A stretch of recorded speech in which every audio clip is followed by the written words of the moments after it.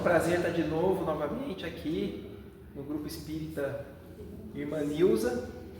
Agradeço a presença de vocês.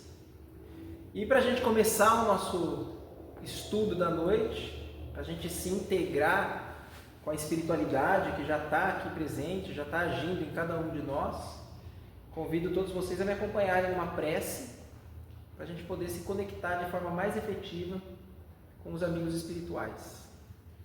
Então vamos fechar nossos olhos, procurar uma posição confortável na cadeira. E para entrar em comunhão com os amigos espirituais, vamos inicialmente imaginar a figura do nosso Mestre Jesus caminhando por entre nós, por entre as cadeiras aqui da nossa casa. Vamos imaginar a figura do nosso anjo guardião ao nosso lado, com sua mão sobre o nosso ombro. E nesse clima de integração, de paz, de tranquilidade e de comunhão com os amigos espirituais, vamos inicialmente agradecer a oportunidade de estarmos aqui essa noite e vamos pedir que, na medida do nosso merecimento e da nossa real necessidade, nós sejamos atendidos naquele pedido íntimo que nós trazemos dentro do nosso coração e que nos fez buscar aqui a casa nessa noite. Que nós sejamos atendidos se nós estamos buscando conhecimento e esclarecimento, se nós estamos buscando o consolo trazido pelo conhecimento e pelo esclarecimento, se nós estamos buscando paz de coração, paz de espírito, ou se nós estamos buscando também a cura. Que possamos ser atendidos hoje, nessa noite. Que assim seja. O mal e a justiça divina. O tema que eu escolhi para a nossa reflexão hoje é o mal e a justiça divina. E falar sobre justiça divina é algo meio complexo, porque falar sobre justiça divina é falar sobre justiça e falar sobre Deus. E quando a gente pensa em Deus, a gente sabe que a gente não tem capacidade de entender plenamente Deus. Nós ainda somos muito imaturos e espiritualmente pouco evoluídos para entender Deus. Kardec deixa claro para a gente essa questão de como nós não conseguimos ainda ter competência para entender Deus lá na Gênesis, no capítulo 2, intitulado Deus. Lá no item 8, no início do subitem intitulado A Natureza Divina. E lá, o que Kardec coloca para a gente é que não é dado ao homem sondar a natureza íntima de Deus. Para compreender Deus, ainda nos falta um sentido que a gente só adquire pela completa depuração do espírito. Ou seja, o que Kardec está colocando para a gente ali na Gênese? Nós conhecemos 5 sentidos: paladar, olfato, tato, audição e visão. 5 sentidos. Nos falta ainda algum sentido a mais para nós entendermos completamente Deus. Quantos sentidos? Isso não fica claro. Se falta mais 1, mais 2, mais 10, quantos sentidos o Cristo tinha enquanto Espírito puro quando encarnou entre nós? Não sabemos. O que nós sabemos é que nós ainda não temos esse sentido para entender Deus em sua plenitude. Então a gente não consegue entender Deus. E também é complicado porque a gente vai falar de justiça. E quando a gente fala de justiça, a gente só conhece a justiça humana. E a justiça humana, ela tem desafios intransponíveis, porque o dano já ocorreu, já aconteceu. Por exemplo, num assassinato, é impossível reparar o dano, a gente não consegue devolver a vida da vítima que foi assassinada. Então a gente busca na justiça humana apenas evitar novas violações daquele indivíduo. Então, na justiça humana, nós somos capazes de regenerar? Às vezes, até na sorte, consegue regenerar um ou outro criminoso. Mas a nossa justiça não é baseada na regeneração. Ela é baseada no isolamento. E mesmo que a gente pudesse regenerar, a gente ainda teria esse desafio intransponível de reparar o dano. Dentro da justiça humana, a gente só pode contar com a força. Então a gente vai, prende, algema, encarcera, deixa preso, trancafiado, isola aquele indivíduo, aquele criminoso do contato social para não cometer novas violações da lei. Mas e Deus? Será que Deus só tem a força?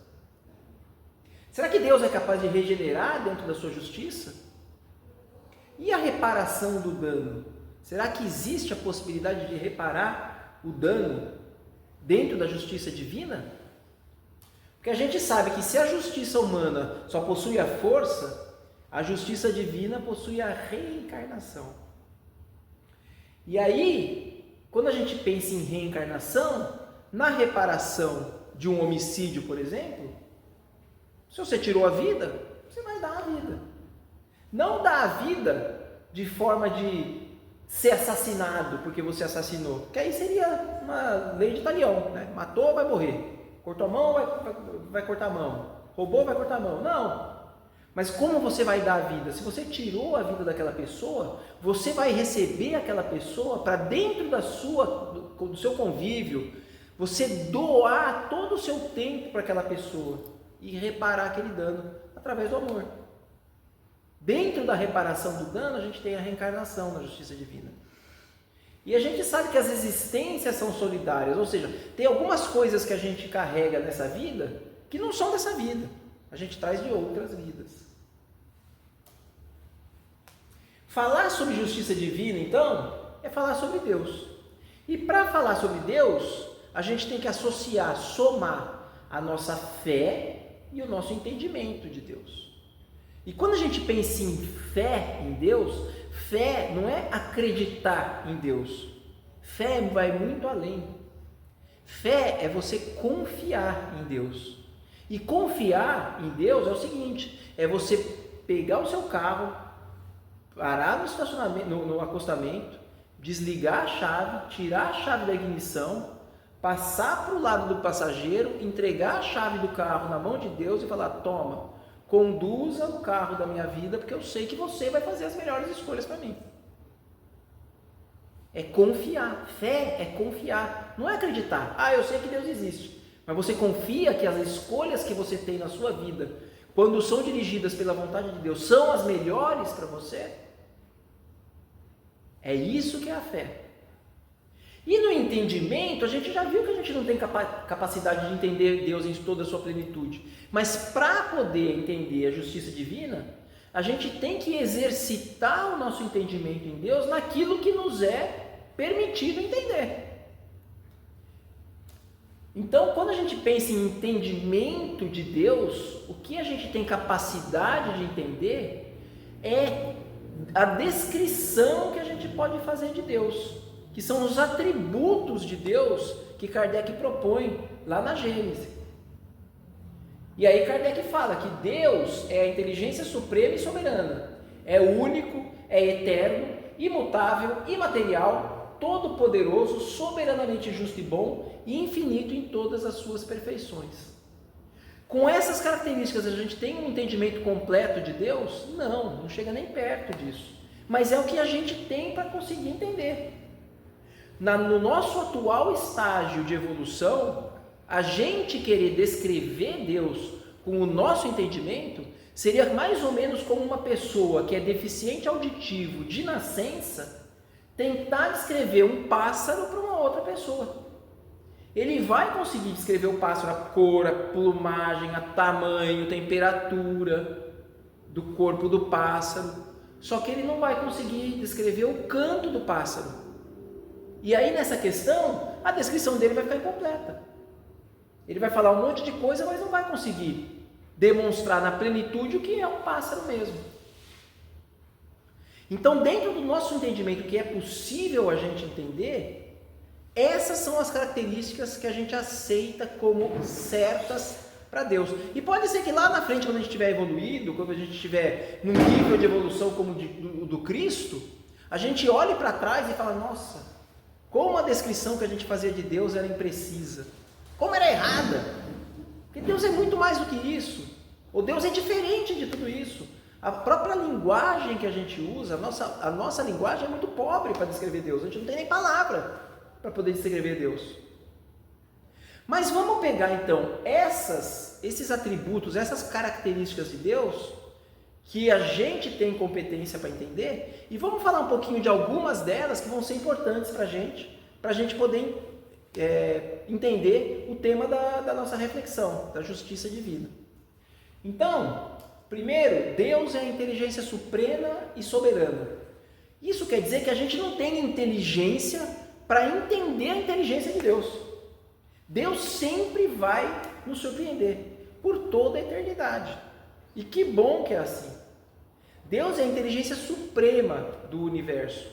Ou seja, ninguém jamais vai conseguir chegar até a inteligência de Deus. Ele sempre vai ser inatingível. Sempre vai nos surpreender. Nem quando a gente for espírito evoluído. Jesus não tem a inteligência de Deus. Porque senão a gente ia ter que mudar a questão número 1 do Livro dos Espíritos. Deus é a inteligência suprema, Deus e Jesus. Deus e o espírito evoluído. E não, só existe uma inteligência que é soberana, que é a de Deus. Deus é único, ou seja, tem uma assinatura. Quando a gente pensa naquele quadro Mona Lisa, tem a assinatura de Leonardo da Vinci lá. E aí a gente sabe que foi ele que pintou aquele quadro. Quando a gente pensa na obra de Deus, em todo o universo que Deus criou, dentro desse universo a gente nota a assinatura de Deus. Essa assinatura única de Deus. Deus é eterno, e aí é uma questão complexa para a gente entender. Porque ser eterno é não ter nem começo e nem fim. E aí a gente, enquanto criatura, é difícil para a gente entender como algo não teve começo. Parece que tudo tem começo. Deus não teve começo. É complexo da gente entender. Na verdade, ele é o começo, né? Ele é o começo. E ele é tudo. Ele é tudo. Deus é soberanamente justo e bom. Então, o convite é: pensa numa pessoa boa, numa pessoa caridosa, numa pessoa que distribui amor. Eu trouxe 2 exemplos aqui pra gente. Chico e a Madre Teresa. Pensa numa pessoa. Se você acha que essa pessoa é boa, você não viu o tamanho da bondade de Deus. Ou seja, Jesus disse, né? Que disseram para ele: vós sois bom. Falou: bom só Deus. Só Deus. E o que isso quer dizer? Que nós estamos sob a tutela da suprema bondade do universo. Nós estamos sob a tutela da suprema caridade do universo. Não existe caridade e bondade maior do que a de Deus. A bondade, a caridade desses espíritos muito evoluídos, que nós tivemos o prazer de ter encarnado entre nós aqui na Terra, não chega perto da caridade e da bondade de Deus. Não dá nem para medir. E o que Kardec coloca para a gente é que esses atributos, essas características de Deus, essa descrição de Deus, são um critério infalível para nós podermos julgar doutrinas, filosofias, ideias, conceitos, para a gente saber se essas ideias estão certas ou não. Ou seja, você pega uma dessas ideias, uma crença, uma doutrina, uma filosofia, e compara com os atributos de Deus. Se entrar em choque com esses atributos, e não precisa, o que Kardec coloca ali, não precisa nem anular esse atributo. Deus não é bom, Deus é ruim. Basta diminuir. Deus não é tão bom assim. Chico Xavier seria melhor que Deus, mais caridoso que Deus, mais bondoso do que Deus. Se você só diminuir o atributo de Deus, então com certeza essa doutrina está errada, e não o atributo de Deus.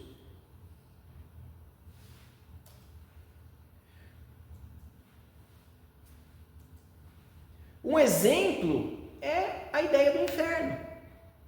Então a gente pensa no inferno, uma pessoa erra lá por 50 anos na sua vida, 60, 70, 100 anos, errou a vida inteira, já nasceu um bebezinho errando, errou a vida inteira, 100 anos, e aí a justiça de Deus te condena a toda a eternidade sofrendo por ter errado durante 100 anos. Quando a gente compara essa ideia com os atributos de Deus, há um choque, que não é proporcional, Deus não está sendo proporcional. Você errou por 100 anos e vai ficar o resto da eternidade sofrendo? Cadê a bondade de Deus? Está diminuindo os atributos de Deus. Então quem está errado? É Deus? Os atributos de Deus? Ou a ideia do inferno? Dessa forma, de sofrer por toda a eternidade. É só comparar com o atributo de Deus. As crenças que Kardec coloca para a gente, que não atribuíram a Deus a soberana bondade dele, fizeram um Deus ciumento, colérico, parcial, vingativo. Então a gente pensa na 10ª praga do Egito. O faraó não libertou o povo hebreu. Então Deus mandou matar todos os primogênitos do Egito. E o que os primogênitos tinham a ver com a briga do faraó? Está em choque com o atributo de Deus. Não pode estar com a verdade dessa forma. Temos que interpretar de outra forma. Aí, além de explicar toda a base para a justiça divina, o que Kardec nos traz é um estudo de casos, para exemplificar todos esses conceitos. E esse estudo de casos está nesse livro aqui, O Céu e o Inferno. Tem um ditado atribuído a Augusto Cury, que diz o seguinte: o inteligente aprende com os próprios erros, o sábio aprende com os erros dos outros. Se esse ditado é verdadeiro, então a segunda parte do livro do Céu e Inferno é um manual para sábios. Porque o que Kardec fez? Pegou os espíritos desencarnados e entrevistou eles. Falou: como que você viveu? Eu vivi assim, assim, assim. E como que você está agora no plano espiritual? Eu estou muito feliz. Eu não estou muito feliz não. Eu estou regularmente feliz. Eu estou sofrendo demais. Estou muito triste. E aí ele dividiu as categorias dos espíritos, classificando de acordo com a sua felicidade no plano espiritual. Ou seja, a gente pega todas essas informações e vê como é que a gente vai estar quando a gente desencarnar. Nossa, eu estou vivendo exatamente igual esse espírito aqui. Olha o que vai me esperar quando eu desencarnar. Então é um livro para sábios, um manual para sábios. E nesse livro também, Kardec propõe o Código Penal do Espiritismo. Lá no capítulo 7, no item Código Penal da Vida Futura. São 33 artigos. E o que Kardec coloca para a gente, nessa parte do livro O Céu e o Inferno, é que toda violação às leis de Deus produz em nós traços e consequências. Violou a lei de Deus, que pode ser resumida na lei que Jesus nos trouxe, amar a Deus sobre todas as coisas e ao próximo como a nós mesmos. Então nós temos responsabilidade com Deus, conosco e com o nosso próximo. Se você violar alguma dessas responsabilidades que você tem, alguma dessas leis de Deus, vai criar traços, marcas e consequências, que vão ficar registrados no seu manual do Superespírito. Os traços são marcas, e essas marcas elas ficam na gente, acompanha como uma marca vibratória. Inclusive essa marca na gente, os espíritos muito evoluídos, quando a gente desencarna, mesmo encarnados, eles conseguem enxergar na gente essas marcas. Ali, tem uma violação da lei de Deus ali, está marcado no perispírito dele. Os espíritos que não são tão evoluídos, André Luiz conta nos seus livros que eles usam nas regiões de atendimento um aparelho que parece um tablet. E aí eles escaneiam ali o perispírito daquele espírito que eles estão atendendo, e ali dá um registro de todas as marcas das violações das leis de Deus. Então fica marcado na gente. Fica marcado também na outra pessoa, que foi a vítima da nossa violação da lei de Deus. E fica marcado na comunidade, porque a gente sempre erra perante observadores. Então todo mundo que presencia aquela violação também está marcado. E o que Kardec coloca? E as consequências. Além das marcas, a gente tem também consequência quando a gente viola alguma lei de Deus. Claro que essas consequências têm agravantes e atenuantes. Por exemplo, um acidente de carro. Atropelou uma pessoa e deixou aquela pessoa paralisada, ficou deficiente física para o resto da vida dela. É uma consequência do seu acidente. Você é responsável por aquilo. Agora, como ocorreu esse acidente? Trabalhei muito porque meu filho estava doente, eu precisava de dinheiro, fiz hora extra, estava muito cansado, peguei o carro, dormi no volante e sem querer atropelei uma pessoa, porque tinha acabado de sair de um turno de 36 horas de trabalho para poder comprar remédio para o meu filho. Você ainda tem a consequência. Você vai ter que trabalhar aquela consequência. Aquilo gerou uma consequência. Mas você tem atenuante. É diferente, por exemplo, de você ter ido numa festa, bebido muito, usado droga, ficou muito fora de si, pegou um carro, estava dirigindo totalmente alterado e atropelou uma pessoa e deixou ela deficiente. É completamente diferente, mas também gera uma consequência e também vai ter que ser tratado. E o que Kardec coloca para a gente é que toda essa violação só pode ser apagada da gente mediante 3 condições: arrependimento, expiação e reparação. Arrependimento é a mudança da mentalidade que gerou aquela violação. E nessa questão, o Espiritismo desempenha um papel fundamental, porque ele muda a mentalidade da raça humana de maneira geral. Lembrando que arrependimento é diferente de remorso. Remorso é você que ficar remoendo aquele acontecimento e não tomar nenhuma atitude para melhorar, para mudar. Você só fica sofrendo em vão. Nossa, não devia ter errado. Atropelei aquele menino porque eu estava bêbado. E aí no dia seguinte já está bebendo de novo. Então isso é remorso. Arrependimento gera mudança de atitude necessariamente. E a gente lembra daquela frase do Chico, né? Embora não seja possível a gente voltar atrás e fazer um novo começo, a gente pode mudar agora e fazer um novo final. Isso está diretamente ligado com o arrependimento. Mas só o arrependimento não basta. Tem muitos irmãos nossos de outras religiões que pensam que se a pessoa errou a vida inteira, mas se arrependeu verdadeiramente no leito de morte, está salvo. Não, porque não é só o arrependimento, a gente precisa também da expiação. E o que é a expiação? É o cerne da pedagogia divina. Ou seja, você vai ocupar o lugar daquela outra pessoa para você observar alguma coisa que você não observou no momento que você agiu, porque se você tivesse observado daquele jeito, você teria agido de forma diferente. Aí vem a reparação, né? E aí depois a reparação, já vai chegar lá. Então, na expiação, quando você tem um arrependimento verdadeiro, você já começa a ter expiação, porque você já começa a sofrer. Nossa, mas por que eu fui fazer aquilo? Você já começa a sofrer. E você já começa a buscar se colocar no lugar efetivamente daquela pessoa para falar, nossa, mas se fosse comigo eu teria gostado de fazer aquilo. Alguém fizesse aquilo comigo? Quando você se arrepende de maneira efetiva, verdadeira, você já começa a expiar. Mas só o arrependimento e a expiação também não são suficientes para apagar essas marcas, essas consequências. A gente precisa também da reparação. E reparação é tratar das consequências do ato. Ou seja, se você plantou limão, você não vai colher limão. Por quê? Porque entra a misericórdia de Deus. E aí muda tudo. Entra o soberano amor de Deus, que muda a balança, desbalanceia tudo. Você não vai colher limão, mas você vai coordenar a colheita, porque é sua responsabilidade. A justiça divina tem um componente do amor, que desbalanceia a balança. E aí a gente lembra do exemplo lá do nosso lar,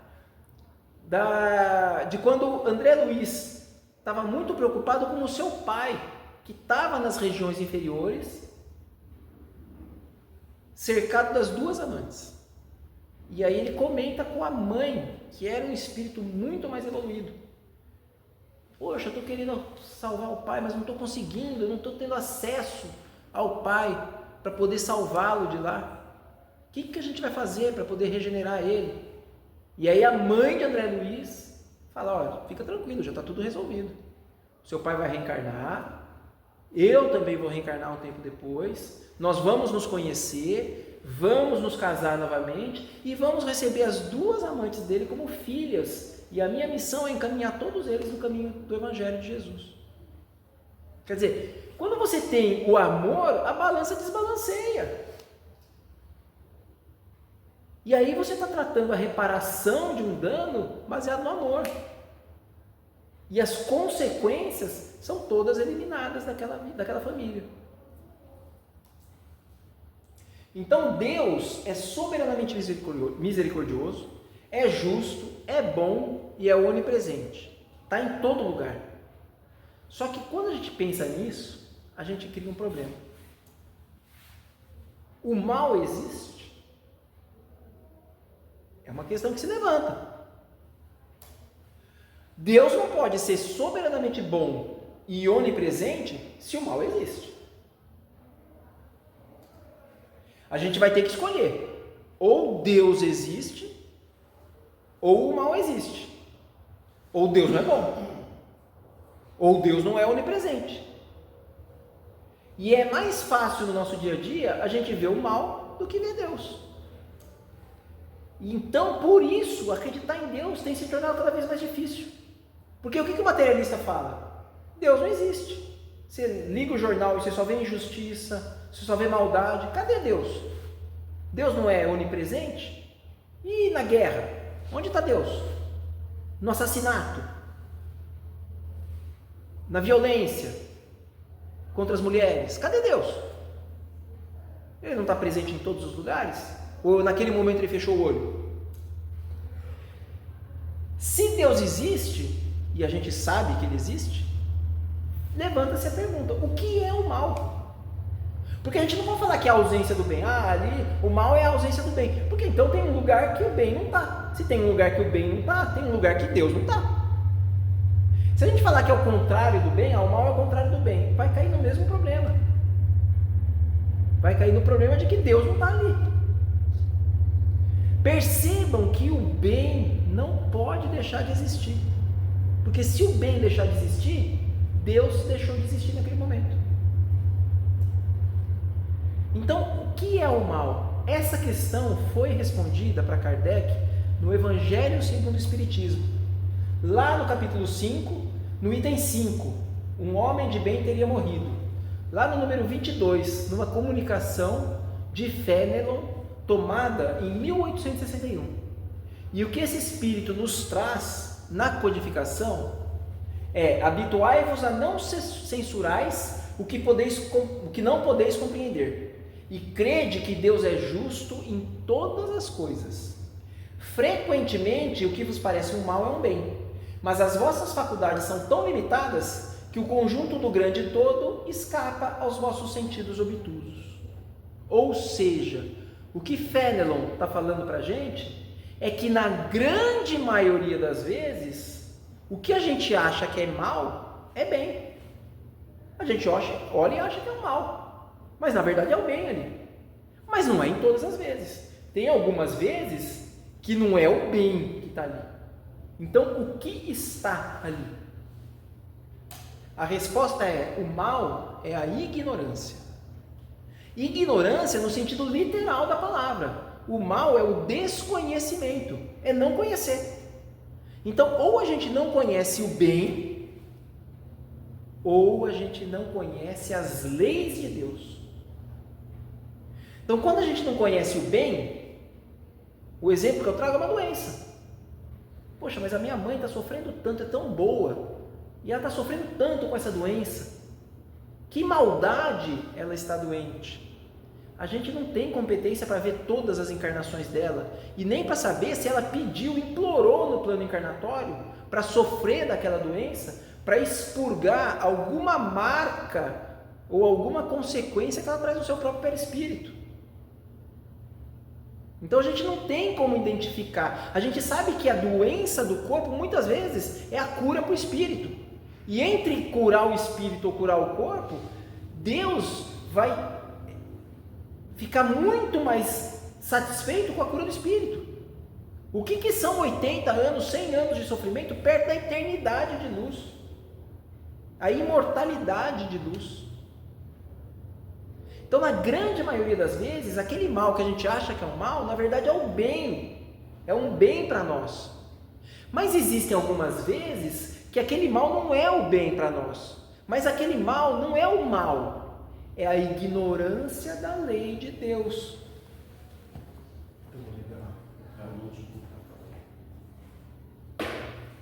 E quando a gente pensa na ignorância da lei de Deus, a gente lembra daqueles traços e consequências. Que quando a gente viola a lei de Deus, a gente nos marca. E aí a gente vai ter que eliminar esses traços e essas consequências através da expiação, do arrependimento, da expiação e da reparação. Então, entender o bem presente do mal em uma doença, por exemplo, fica fácil para a gente. Fica fácil de entender. Aquela doença está fazendo sofrer, mas deu para entender, Alexandre. Realmente pode ser um bem para aquele espírito, aquela doença. Aparentemente é um mal. Mas e numa guerra? E numa violência contra uma mulher? Um assassinato por um motivo fútil? Como que a gente explica esse Deus presente ali, esse mal por ignorar as leis de Deus, por não conhecer as leis de Deus? E aí, o exercício que eu gostaria de fazer com vocês é estudar esse acontecimento aqui, ó. Essa foto é uma foto histórica da minha família. Porque o que aconteceu? Minha esposa conseguiu flagrar, minha filha tem 8 anos hoje, nessa época ela tinha 2 aninhos, e a minha esposa conseguiu tirar a foto exatamente no momento em que minha filha estava dando um beliscão no primo dela. No exato momento. E aí, o exercício que eu faço com vocês é o seguinte, eu levanto uma questão. A minha filha foi má por ter beliscado o primo dela, sem motivo nenhum, mas mesmo se tivesse tido motivo, ela foi má? O que a minha filha merece por esse beliscão que ela deu no primo dela? Merece um castigo? Ou merece educação? Eu, enquanto pai, que entendo muito melhor tudo, eu olho para aquela filha e falo, ela é muito pequenininha, ela vai crescer e vai entender. Mas agora, nesse momento, que ela ainda é pequena, eu tenho que educar ela. E principalmente eu tenho que trabalhar o arrependimento dela, a expiação e a reparação. O arrependimento como? Poxa filha, olha o que você fez lá com o seu primo. Você gostaria que tivesse feito isso com você? Não. Você vai fazer alguma vez de novo isso com ele? Não, não vou. E aí nesse momento ela já começa a ficar triste, a espiar. Por quê? Porque ela percebe que ela cometeu um erro e ela percebe que ela machucou aquele outro priminho dela que ela gosta tanto. Aí eu falei, filha, seu primo está lá, está triste, está chorando, porque você beliscou ele. O que a gente vai fazer? Vamos lá, nós vamos pedir desculpa para ele, a gente vai comprar um picolé e você vai entregar um picolé para ele de presente e você vai pedir desculpa. E aí com essa atitude, a gente trouxe o arrependimento, a expiação, a reparação e aquela situação foi totalmente revertida. Agora, e o meu sobrinho, se ele quisesse, por exemplo, depois de ter tomado esse beliscão, ter dado um chute na canela da minha filha? Aí o pai dele, o que ia falar? Filho, por que você fez isso? Ele não ia achar ele mal. Ele é criança, ele ainda vai crescer. Quando ele crescer, ele vai perceber que ele fez besteira. Mas por que você fez isso? Foi ela que começou. Tudo bem, mas porque ela fez isso, você vai fazer também? Mas eu não tenho nada a ver com isso. Ela começou. Fala para ela não fazer, que eu fico quieto na minha. E nessa vingança, muitas vezes nós estamos aí há 1000, 2000 anos, ora encarnados sendo obsidiados, ora desencarnados obsidiando. Ora encarnados sendo obsidiados, ora desencarnados obsidiando. Num ciclo sem fim de vingança. E quando os espíritos mais evoluídos olham para a Terra e enxergam toda essa maldade no nosso planeta, com guerra, com violência, com assassinato, será que eles olham e falam, nossa, mas como a raça humana é má? Ou será que eles falam, nossa, como a raça humana ainda é ignorante? São crianças, eles não percebem o que eles estão fazendo? Foi o que Jesus falou na cruz, né? Pai, perdoai-os, porque eles não sabem o que estão fazendo. Exatamente. E quando vocês vão crescer e perceber que todas essas violações das leis de Deus estão te marcando e vocês estão gerando necessidade de arrependimento, expiação e reparação para vocês mesmos. É isso que os espíritos evoluídos pensam quando olham a Terra e olham toda a maldade que a gente está vendo na Terra. Então, Alexandre, você está fazendo muito jogo de palavras, mas isso aí continua sendo maldade. Tudo bem, pode chamar de maldade, não tem problema, só que você não pode chamar de contrário do bem, porque Deus está ali. Deus está nessa maldade. Se você quer chamar de maldade, tudo bem, mas aí a maldade não pode ser o contrário da bondade. Por isso que eu prefiro chamar de ignorância. Livre-arbítrio. Oi? Deus nos dá. Deus nos dá um livre-arbítrio. Sim. Para que a gente cresça e aprenda. Sim. E tenha o mérito de ter tomado as decisões corretas. A grande vantagem do livre-arbítrio é nós termos mérito. Porque se nós fôssemos robozinho criado por Deus, sempre todo mundo bonzinho já, qual que seria o mérito? Ou se a gente não pudesse escolher, qual que seria o mérito da nossa evolução? Mas a gente pode escolher. Então a gente tem o mérito do caminho que nós escolhemos. Não teríamos nem culpa, né? Porque você está agindo. Sim, não teríamos nem culpa. Que nem o cavalo com a rédea. Sim. Você está indo na direção que estão mandando você. Exatamente. É que nem o instinto do animal. Exatamente. Você age por instinto, não por raciocínio. Então, resumindo, Deus existe e é soberanamente justo e bom. O mal não existe. Quer chamar de mal? Pode chamar. Mas a verdade é que o mal é a ignorância. Ignorância no sentido literal. É o desconhecimento. Ou a gente não está vendo o bem ali, está achando que é mal, mas é bem. Ou a gente não está vendo as leis de Deus. Estamos violando as leis de Deus. A nossa sociedade é justa, porque a cada um é dado segundo as suas obras. Mas as nossas relações sociais precisam melhorar muito. Porque na nossa sociedade, a gente vê homem batendo em mulher, forte batendo em fraco, país mais forte invadindo o país mais fraco, genocídio, guerra, matança, criminalidade, corrupção. Então, as nossas relações sociais não são justas. E o que nós estamos fazendo para melhorar essas relações sociais? Porque enquanto cristãos, principalmente, e enquanto espíritas, cabe a nós trabalharmos a nossa reforma íntima para efetivamente implementarmos a sociedade, as relações sociais cristãs que a gente tanto quer. Porque o mundo de regeneração que vai chegar para a Terra, ele não vai cair do céu, não vão vir uma pleiade de espíritos e falar, pá, agora é mundo de regeneração. Não, somos nós que vamos trabalhar esse mundo de regeneração. É nossa responsabilidade, nós temos que chegar lá. Não vai ser por mágica, vai ser por trabalho nosso. Quem se regenerar somos nós, né? O mundo vai acompanhar a gente. Então, para terminar, eu gostaria de finalizar, primeiro, com uma questão do Livro dos Espíritos. Na questão 909, Kardec pergunta para o Espírito da Verdade: pode o homem, mediante seus esforços, vencer as suas más inclinações?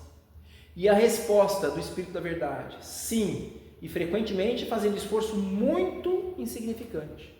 O que lhe falta é a vontade, e vontade é uma decisão.